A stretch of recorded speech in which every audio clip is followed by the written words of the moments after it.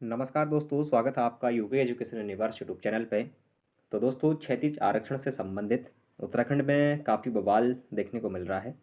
यानी कि उत्तराखंड में सरकारी परीक्षा की तैयारी करने वाले सभी अभ्यर्थियों में एक आक्रोश देखने को मिल रहा है।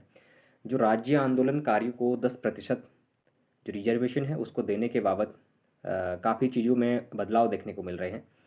दोस्तों, अगर बात करें इस बारे में कि क्षैतिज आरक्षण है क्या और राज्य जो हमारे आंदोलनकारी हैं उनको ये क्या मिलना है या नहीं मिलना है, क्या ये मिल चुका है, उन सभी चीज़ों के बारे में अगर हम बात करें तो सबसे पहले तो मैं आपको ये कहना चाहता हूँ कि ये जो आरक्षण है ये हमारा राज्य आंदोलनकारियों को 10% अभी इस पे मुहर लग चुकी है राज्यपाल की।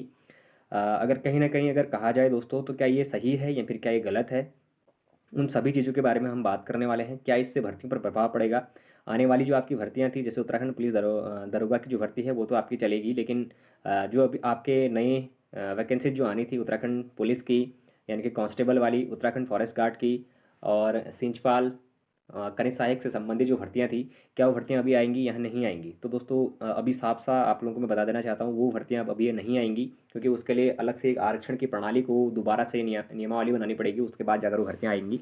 तो अब वो क्यों नहीं आएंगी और कितने जो पद हैं वो अब आरक्षित होकर राज्य आंदोलनकारियों को मिलने वाली हैं, और कितने पदों पर आप लोगों का फाइट होने वाला है, किस आधार पर आप लोग उस पर फाइट करेंगे, उन सभी चीज़ों के बारे में हम बात करने वाले हैं इस वीडियो के माध्यम से। आप लोग हमारे वीडियो के साथ बने रहिएगा और अपनी जो प्रतिक्रिया है, जो राज्य आंदोलनकारियों के जो आरक्षण मिल रहा है उसके प्रति आप लोग उसका भी जरूर एक बार, आप क्या इन चीज़ों से सहमत हैं या फिर इन चीज़ों को क्या आप लोग सहमत करते हैं, उस चीज़ का कमेंट हमारे कमेंट बॉक्स पर जरूर करिएगा। अगर दोस्तों देखा जाए तो क्या कहता है कि क्षैतिज आरक्षण कानून बनाकर मुख्यमंत्री ने जीती सियासी बाजी। अब कुल मिला के इसमें जो सियासी बाजी है उसको तो जीतेंगे हम, लास्ट में कितने पद जो आएंगे कितने पद नहीं आए हैं उन चीज़ों पर हम लोग बात करने वाले हैं। तो आप लोग वीडियो को स्किप मत करिएगा, हमारे साथ बने रहिएगा। दोस्तों, क्या कह रहा है कि नैनीताल राज्य में चिन्हित राज्य आंदोलनकारियों व आश्रितों को सरकारी सेवाओं में 10% क्षैतिज आरक्षण के विधेयक को राज्यपाल की मुहर लगने से एक दशक से इसे लेकर राजनीतिक व न्यायिक लड़ाई लड़ रहे संगठन मुख्यमंत्री पुष्कर सिंह धामी ने मुरीद हो गए हैं। यही नहीं, इस निर्णय से मुख्यमंत्री धामी ने विपक्ष के साथ ही इस मुद्दे का सरकार को घेर रहे आंदोलनकारी संगठनों से सियासी हथियार छीन लिया है। राज्य आंदोलनकारी अधिवक्ता संघ के अध्यक्ष रमन शाह ने राज्य आंदोलनकारियों के आरक्षण को लेकर सुप्रीम कोर्ट में दायर विशेष अनुमति याचिका एसएलपी को वापस लेने का निर्णय लिया है।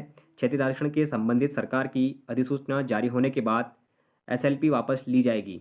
अब अधिवक्ता संघ के साथ ही उत्तराखंड राज्य आंदोलनकारी मंच, चिन्हित राज्य आंदोलनकारी संगठन आदि मुख्यमंत्री पुष्कर सिंह धामी का राजधानी में समारोह आयोजन का आभार प्रकट करेंगे। साथ ही आंदोलनकारी रामपुर तिराहा कांड मामले में मुजफ्फरनगर के तत्कालीन जिलाधिकारी को सजा दिलाने के लिए संघर्ष तेज करेंगे। 1,500 से अधिक की बची नौकरी 700 आए दायरे में राज्य आंदोलनकारियों को क्षैतिज आरक्षण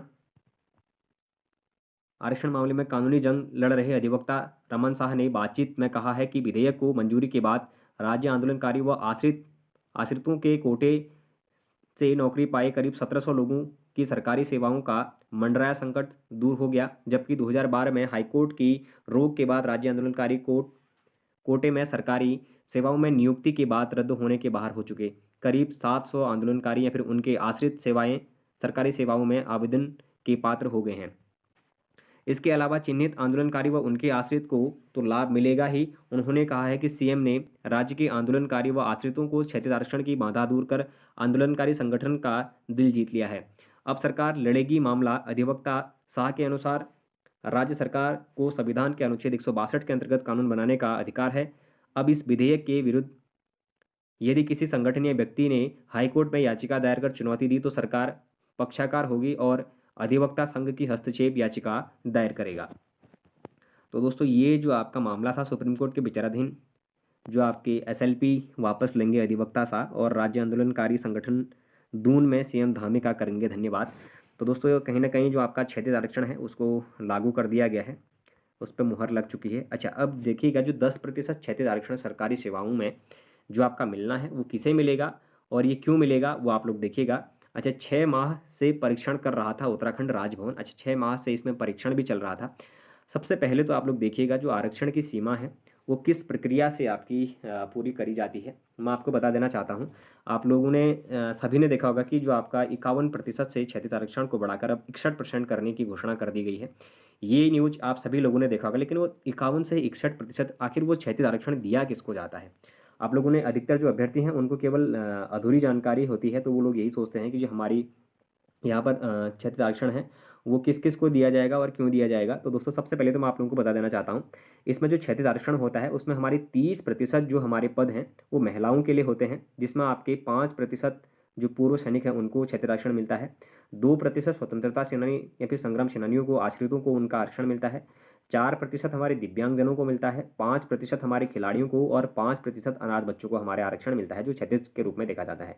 वहीं 10% पद राज्य आंदोलनकारियों और उनके आश्रितों के लिए अब होंगे, ऐसा कहना है। अब टोटल को अगर हम जोड़ें दोस्तों, तो हमारे ये टोटल कितने हो जाते हैं, अगर देखा गया तो टोटल हमारा कितना परसेंट हो जाएगा। इससे पहले जो हमारा देखने को मिलता था, तो दोस्तों हमारा 51% हमारा अब देखने को मिलेगा। कहीं ना कहीं इससे पहले 30 महिला है, और 30% महिलाओं के बाद हमारा अगर देखा जाए तो 5 जो प्रतिशत है वो पूर्व सैनिक हो जाएंगे। 2% आपके स्वतंत्रता संग्राम सेनानी आश्रित और 4% आपके दिव्यांगजन हो जाते हैं। 5% आपके खिलाड़ी और 5% अनाथ बच्चे हो जाएंगे।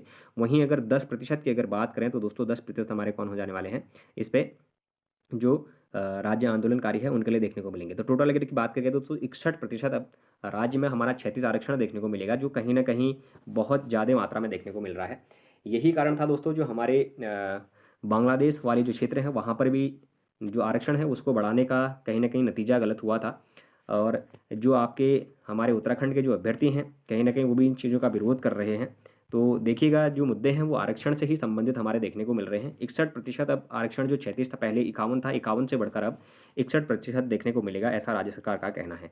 अच्छा, इसमें आप लोगों के का क्या सोचना है, क्या आप लोगों की प्रतिक्रिया रहेगी, उस चीज़ के बारे में हम लोग बात करेंगे। उससे पहले देखते हैं, यदि अगर विभाग में अगर 100 पदों की भर्ती हो रही है, एक एग्जाम्पल के तौर पे दिया गया है, यदि अगर क्या हो रही है, विभाग में अगर 100 पदों की भर्ती हो रही है तो उसमें मूल आरक्षण के तहत एससी के लिए 19% और एसटी के लिए 4%, ओबीसी के लिए 14%, आर्थिक रूप से जो कमजोर वर्ग हैं 14% आरक्षण होता है। वहीं 10% आपके जो कमजोर वर्ग ईडब्ल्यूएस के लिए आपका इससे पहले आरक्षण देखने को मिलता था। अब इसके बाद आपके जो शेष बचे जो 53 पद थे उन पर क्षैतिज आरक्षण लागू होगा, और वो क्षैतिज आरक्षण में यानी कि 53 के 30% पद तो आपके क्या होंगे, जो महिलाओं के पास चले जाएंगे।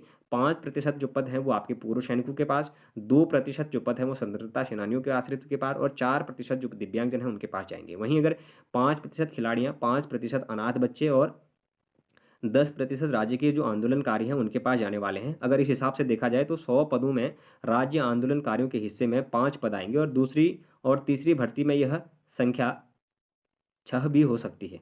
ठीक हो गया।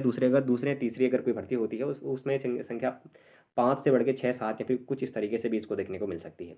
तो कहीं ना कहीं दोस्तों जो हमारा राज्य आंदोलनकारियों हेतु जो आरक्षण की व्यवस्था 10% अभी करी गई है, इसमें अधिकतर जो अभ्यर्थी हैं या फिर अन्य डिस्ट्रिक्टों के जो अभ्यर्थी हैं उनके लगभग विरोध का समर्थन देखने को मिल रहा है। अगर कायदे से देखा जाए तो क्या ये समर्थन सही रहना चाहिए या फिर नहीं रहना चाहिए, आप इस पर क्या प्रतिक्रिया देते हैं, आप लोग अपनी बात भी ज़रूर रखें।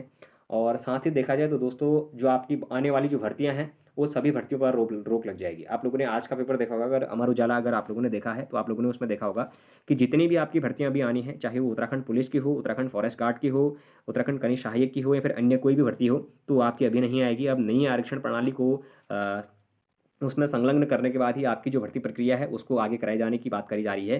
तो कहीं ना कहीं अब मान के चलिएगा 3 से 4 महीने की गैप के बाद आपकी भर्ती देखने को मिलेगी। हो सकता है इससे ज़्यादा समय भी लगे, 6 महीने का समय भी आप लोगों को लग सकता है। लेकिन जितने भी अध्याचन आपके चाहे यूके SSS के पास गए हैं या फिर यूके PSC के पास गए हैं, उन सभी अध्याचनों पर जो आरक्षण व्यवस्था है उसको दोबारा से लागू करने के बाद उन पदों को फिर से उनकी जो रिक्तियाँ हैं उनका आवेदन के लिए आपको विज्ञप्ति प्रसारित करी जाएगी, ऐसा आयोग का कहना है। तो दोस्तों आप इस आरक्षण प्रणाली को किस नज़रिए से देखते हैं, उसके लिए आप लोग ज़रूर एक कमेंट करें। और आप लोग क्या राज्य आंदोलनकारियों के लिए जो आरक्षण की व्यवस्था करी गई, क्या इसका समर्थन करते हैं या फिर समर्थन नहीं करते हैं, उसके लिए आप लोग ज़रूर कमेंट बॉक्स में अपना एक कमेंट जरूर करें। तो दोस्तों यदि अगर आप लोगों को ये वीडियो हेल्पफुल लगी हो, ये संवाद जो आप आज देख रहे हैं आरक्षण से संबंधित, अगर ये वीडियो अच्छी लगी है तो आप लोग चैनल को जरूर सब्सक्राइब करें, अपने दोस्तों के साथ चैनल को जरूर शेयर करें, बाकी लाइक करें, कमेंट करें और बने रहिएगा UK education universe YouTube channel के साथ। धन्यवाद।